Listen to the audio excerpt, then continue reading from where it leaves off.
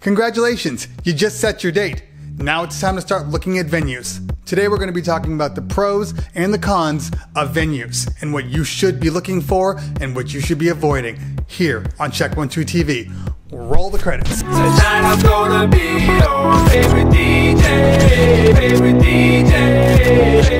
Welcome out to Check 1 2 TV. I'm your host, Cleveland Terry. Thank you guys for checking out the videos. On this channel, we discuss all things related to your event.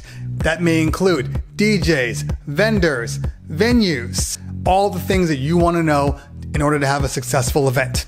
Today, we're going to be talking about venues in particular. Like I said before, you just set your date and now it's time to look at venues. There are some key things that you need to understand before you set your venue. So I'm going to try to avoid some pitfalls. One thing in particular is book a venue logistically, not emotionally. Doesn't really make any sense. I know, because emotion shouldn't have anything to do with this, but emotion has a lot to do with it, because when you go to a venue, if something in your mind says, that's what I want, you're going to forget about the logistics of the venue. For all you know, this particular room is beautiful, but it doesn't support the amount of people you have on your event. Maybe you have a 300-person wedding and the venue only supports 75 people. Now you have people scattered all around the venue, but the backdrop is beautiful, the beach setting is beautiful, but it's not going to be a good event. It's going to be beautiful, but it's not going to give you what you want. And when people start leaving early, you're going to start wondering what's going on and what's the problem. Now, of course, it can be beautiful. Pick a beautiful venue. We want the party to be fantastic, but not at the cost of your guests or the DJ companies, DJ companies' ability to do their jobs. So let's discuss what I feel are my rules for success, the rules for success of your event. Rule number 1, book your event as close to your ceremony or service as possible. What that means is, when your service ends, it should only take 15 to 30 minutes for your guests to get in their cars and drive to the next venue. If it's longer than that, you may want to avoid it. Rule number 2, avoid the freeways. Avoid the freeways. If your venue is far enough that you have to get on a freeway to get to it, you are asking for trouble. I have seen many times where people have they got on the freeway and there's been an accident and their cocktail hour starts at 6 o'clock and their guests don't get there until 7:30. So avoid the freeways if possible. Try to stick to surface streets. 15 to 20 minutes on surface streets, you should get there. If it's 15 to 20 minutes on the freeways, realistically speaking, you want to make sure it's 30 to 45 minutes before your cocktail hour starts. So avoid the freeways. Now, there are other options. For instance, people will book one room and they will have their service, their ceremony, their wedding, their bar mitzvah in that room, and then they will flip the room for the party. So make sure that when you do that, you allow for enough time for the room to actually be flipped. So you're going to want to have a space outside of that room for your cocktail hour, and you're going to need an hour to do this. Keep in mind, when everybody leaves that room, they have to remove all those chairs. They got to bring in all the tables. The DJ has to bring in all of his equipment to set up for the room.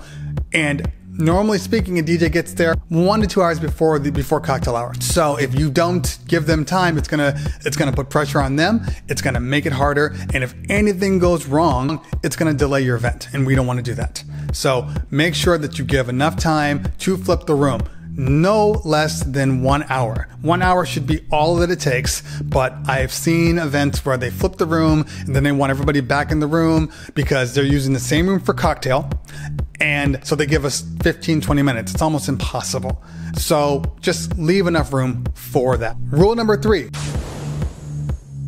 avoid rooms with odd shapes to them. When you book a room, the reality is the best room that you can have is a box. Square box. Square box. That is the best room that you can have. Once you start diving into the dance floor is over here and the guests are over here and your buffet is over here and your dessert is over here and your photo booth is up there, you are removing the DJ's ability to do their job. If you give your guests too many places to go, they're going to go to them. And if you spread your room out, they're going to go to those places, and it's going to affect our ability to get everybody focused on the dance floor, meaning focused at you, focused at partying, focused at having a good time. When you spread them out, this is what happens. Rule number 4. And I understand budget can be an issue, but if at all possible, make sure that your guest list supports the room you're going to be in. And that's high or low. But if you have a high guest list of, say, 200 people, but the room only allows 125, that is going to create a problem for your event. They're only going to have enough tables to support that 125 people. In other words, the rest of your guests, they're going to have to put somewhere else, which means they might put them outside, they might put them in another room, they might put them upstairs.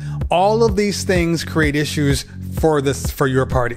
Once they start moving your guests, once you start placing your guests into another part of the room or upstairs or out on the patio, once you do that, you're basically disconnecting those people from your party. You want to avoid venues that are going to require you to have a secondary room. Now that could be the kids lounge, that could be the adult area, that could be, well, the only thing that really doesn't matter is having the buffet in there. If at all possible, I would even avoid putting the vendors in that secondary room. Now, why is that, you ask? Like I said before, if you give people a place to go that is outside of the dance floor, then they're going to stay there. They're going to go there, they're going to hang out, they're going to talk, maybe it's a little quieter, they're going to have all of these reasons not to come in. Now, we have ways to bring them back, but you can only tap that well so many times before people get tired of it. So if you can avoid it, have all the vendors in the same room as the party itself. Most vendors, they will set up during cocktail hour, and there's typically not a reason that they can't move their stuff into the main room. So that includes photo booths, tattoo artists, airbrush people. Now, the clothing airbrush people can stay where they are because they're going to spend the rest of the night after they take all the orders. They're going to spend the rest of the night just creating the orders, and they don't necessarily need to be in the main room. They make a lot of noise, so keep them in that back room. That's not a problem whatsoever. Thank you guys for checking out the channel one more time.